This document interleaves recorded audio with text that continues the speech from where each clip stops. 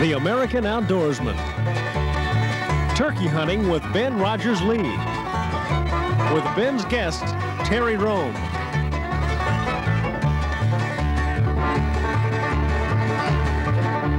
Now let's join Ben with the rest of the hunting party back at the camp.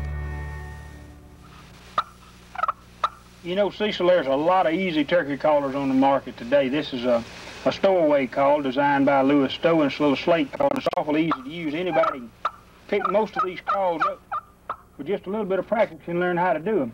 You use a mouth call a lot, and yep, just a little bit. I want some people to listen and to understand that this is probably the best call to use all the way around. Do just a little yapping on it and maybe a cackle, Cecil.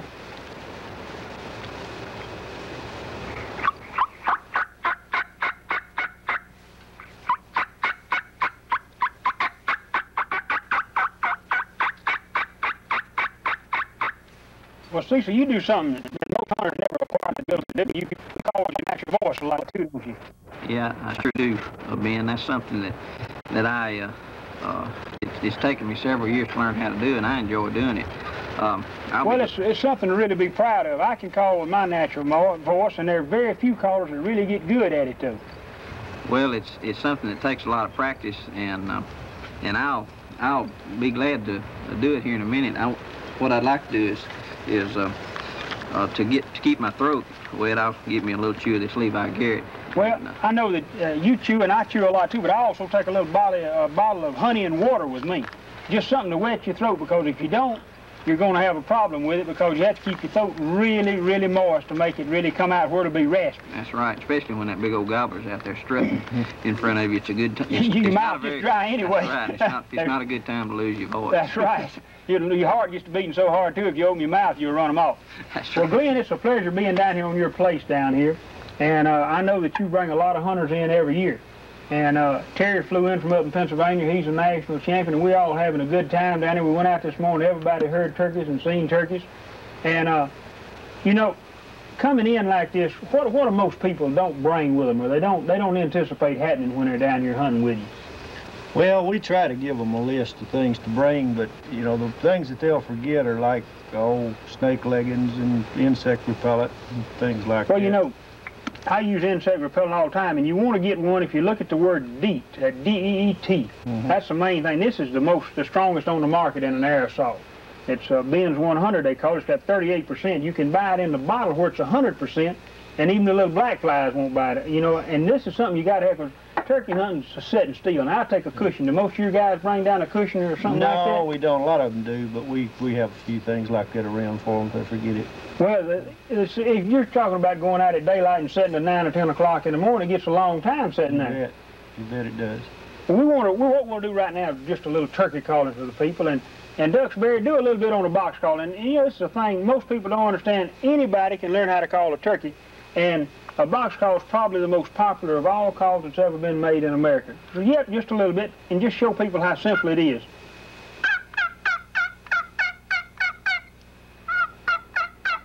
Rhythm's the most important thing. And when you graduate with a box call, like I use a box call, hand me that over here for a second. I learned how to do a basic call or two, like a cluck like that, and then just a yip. Be 5 or 6 times, and then the cackle. The cackle's a call, which we're going to talk about a little later. It's the most productive call of all.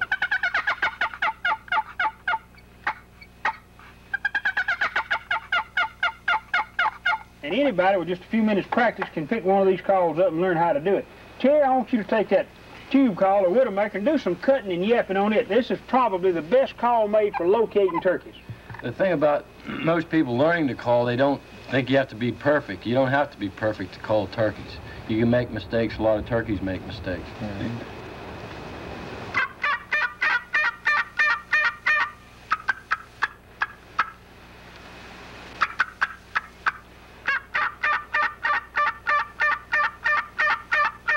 The main things are rhythms, like you're doing there. Every one of them just 1, 2, 3, 4, 5, 6. It doesn't really matter about the tone of it, because all of them's voice are different, just like mine's different.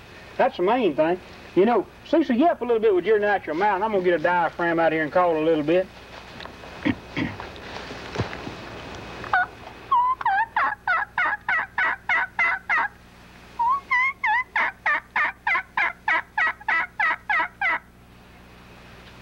Cecil, I want to ask you a question. Have you ever started to do that and just you went to do it, an old turkey drummed in front of you, just with your mouth open, just sat there waiting for it, you know, and it don't come out? Yeah, that's happened before. That's when you pull out that slate. I went to gobble one time, an old big gobbler was right in front of me. I went to gobble, and when I sucked in, it just silenced up. Didn't nothing come out. I felt like a fool sitting there. This is probably the most popular is a diaphragm call, though, and it's something that I really like. Terry, get yours out, too, and you call a little bit, answer me, sort of. First time do just an old hen yip that turkeys do.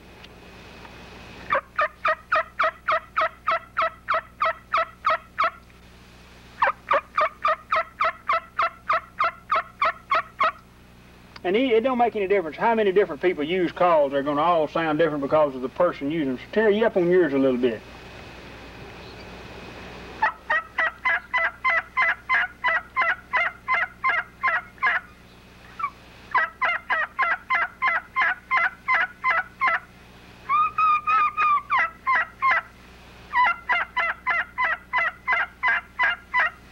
You know, the thing about it is, you get to a turkey too, and people used to didn't call much to a turkey. I do a lot of calling to a turkey. I know you do and Cecil do. And the reason we do a lot of calling, you listen to the wild turkeys in the woods. You listen to, if you spend much time around them old hens do lots and lots of yipping. Terry, you and Cecil do a little yipping on your call there. I'm going to gobble on the tube call once or twice, just like I was answering y'all in the woods. So both of y'all yip a little bit. Let me see what I can do on this thing.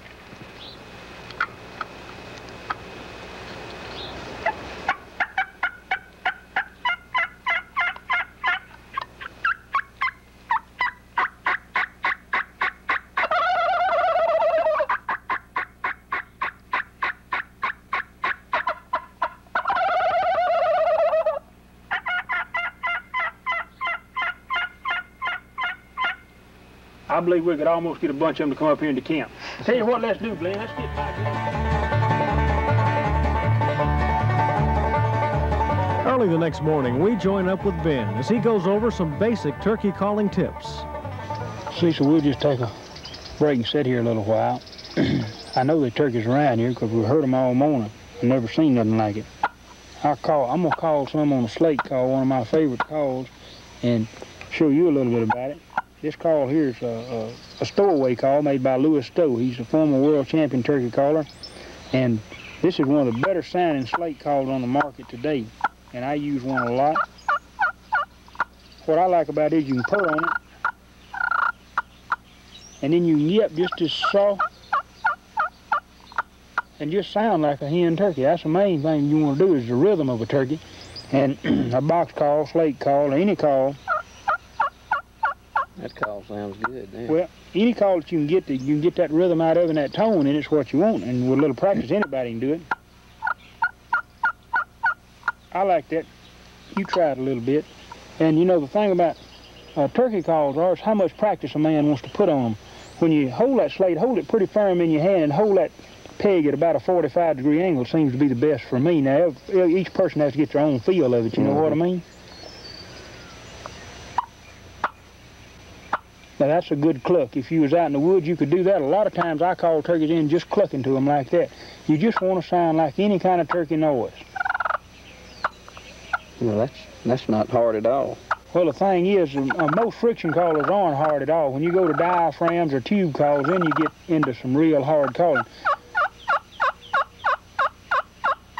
That's plenty good enough to call turkeys up right there. The thing is, you're going to have to do is learn when you're calling how the turkey's going to be reacting to you, and you're going to have to anticipate where he's going to come from, what he's going to do next to be really successful turkey hunting. I'm going to tell you, this is a tube call here. This is probably my favorite call all the way around because you can call on it, gobble on it, and do everything.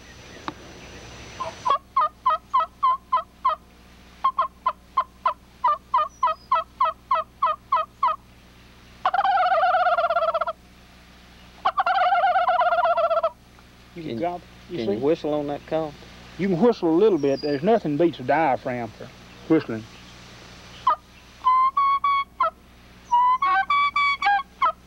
Yeah, that's good.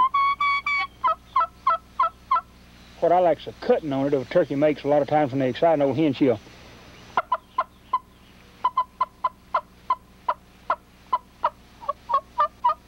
followed up with a little yelp or something, and it does good.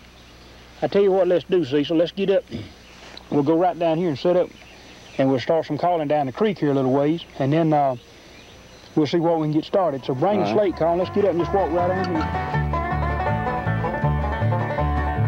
Let's go along with Ben as he points out some wild turkey signs. What I'm doing in this old road bed, is looking sandy place and all for turkey tracks and droppings and stuff like that. A lot of hunters never realize. Now here's a hen dropping right here. I see some gobbler too. The hen dropping is like this right here. See that little how small it is? Mm-hmm. There's some more. You Kind of curled up. Yeah, you almost put your knee in it. Gobblers is in a J form. A lot of times they're a straight piece. Now there's gobbler right there. Mm-hmm. Now here's a piece that's already broke, but you can see the J that's in there. See that little J mark there? That would be a gobbler, probably a young gobbler. The older they get, the bigger the knot is on the end of it. And you know, you travel around like this, and I tell all these city slickers this. Cecil, you know how you tell if it's real fresh? How's that? You taste it, boy. Taste it. Taste it. A lot of hen. I don't believe you'll ever know how fresh it is, Cecil. I reckon the hen's a little bit sweeter than the gobbler, isn't it? It might be. Let's go see if we can find some tracks now, maybe a few feathers and stuff like that.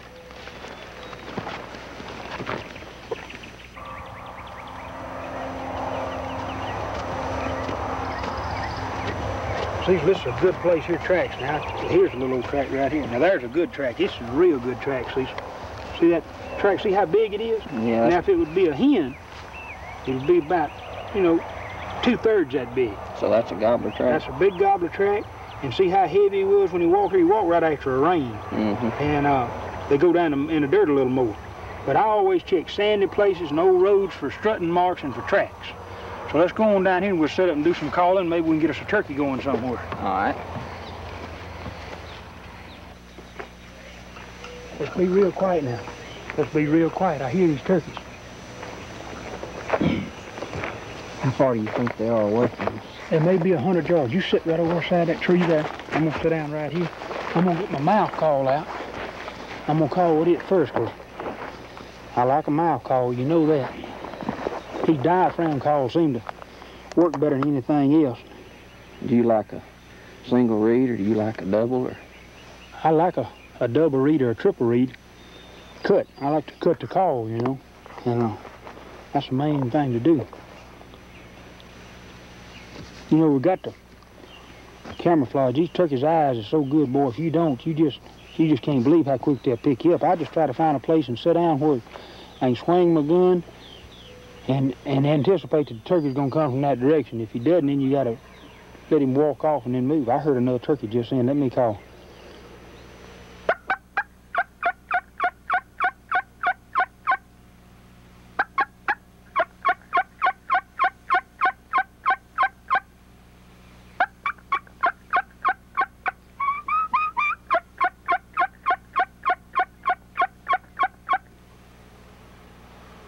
We just have to sit here a little while. Sometimes they'll come in a minute or two, and sometimes it may be 30 minutes. In fact, I sat here till my whole seats went to sleep. Couldn't move because the turkeys was real close. Hear that highway? A lot of times you hear a highway, a car, a truck on a highway, turkeys are gobble at it. I don't know why. Boy, if I can get close to a railroad track in the morning with a train coming down it, they gobble their heads off when they come by. Why do they do that? I think just any loud noise that they challenge it. You know, when they're doing the mating season like this, they challenge everything out of here. You can hear an owl, a hawk, a crow, or anything, and they'll gobble at it. I'm gonna call again.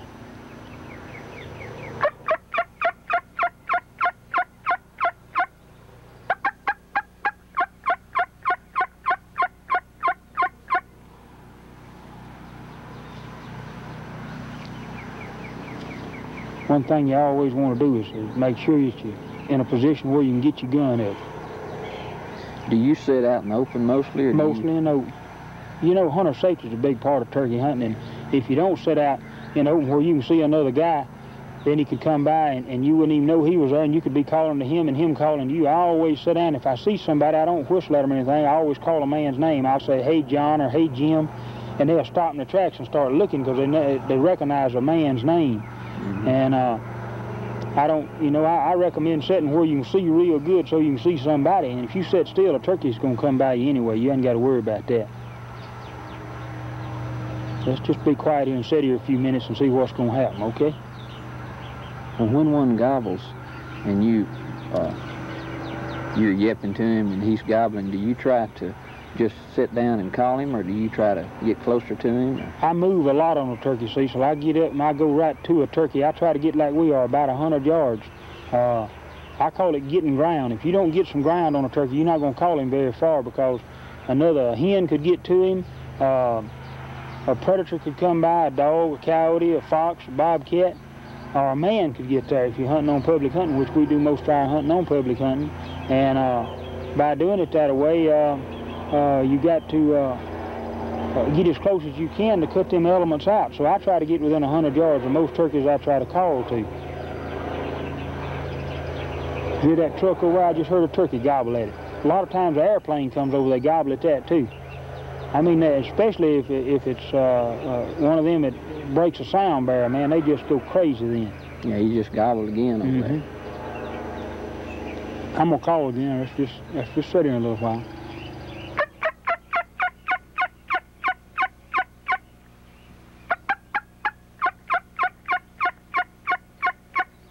See, I get with a little quicker cadence in the springtime, and I do a lot of cutting in it, or putting in it, some people call it. And that excites turkeys. That's what gets them turned on.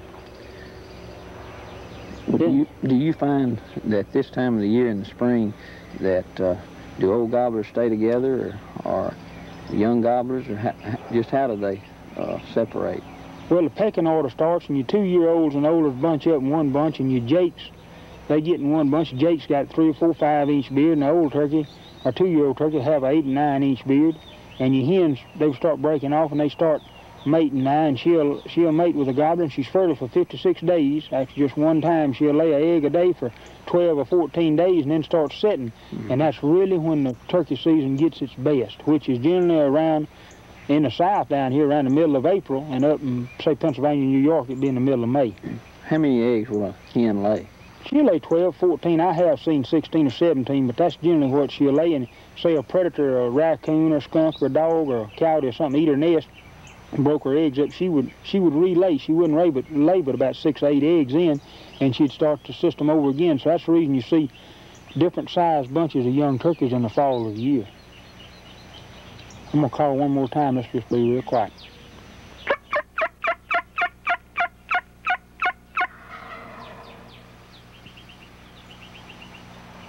He gobbled at that. I heard him again.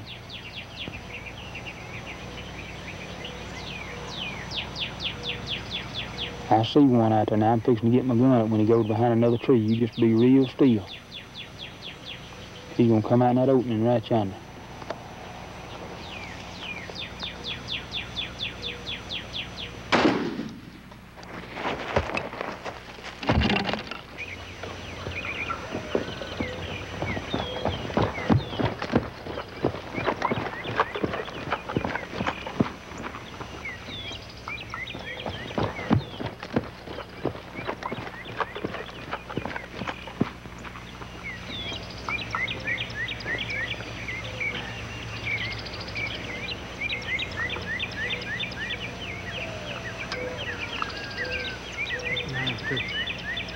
Yeah.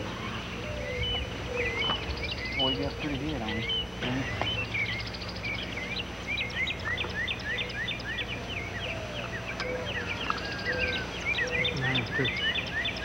Yeah. Boy, you got pretty good on him.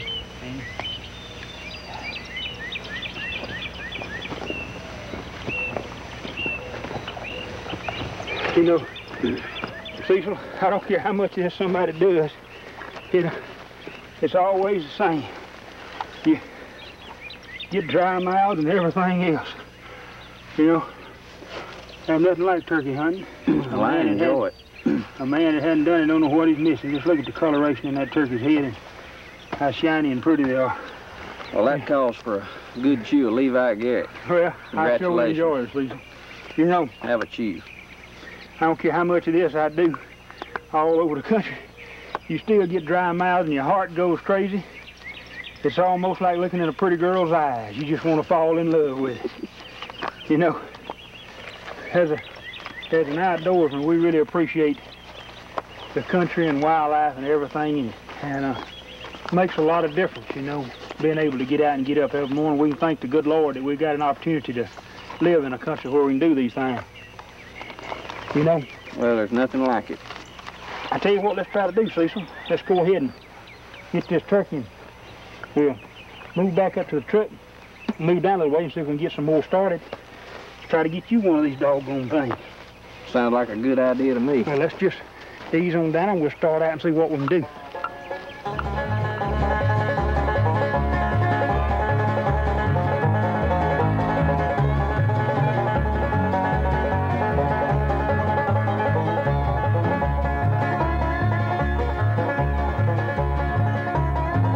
After a good first day, we continued on with Ben and Terry the next morning.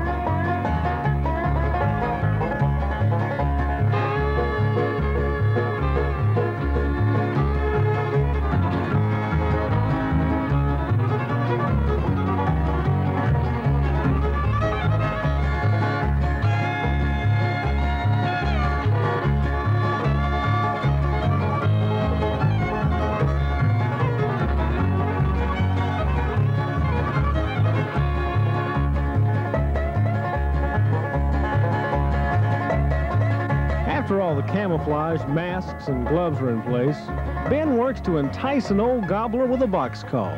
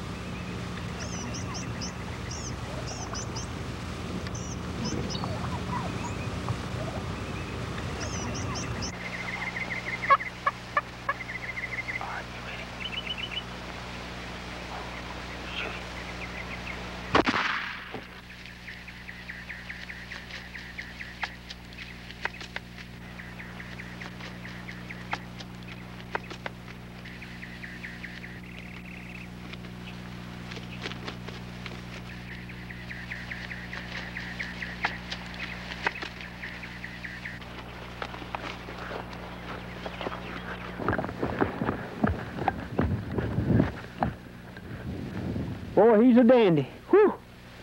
Look at his beard, Roger. Boy, he's got a good beard, I'm here to tell you. I mean, a real good one. Look at that, what a beard on him. Boy, that's great. Look at his spurs. What kind of spurs he got? He's an old one. He's at least 3 years old. 3? Look how his wings are drug off from strutting there. See how he's been dragging them off from strutting? He's a dandy, buddy. Nothing like it, is it? Thank you.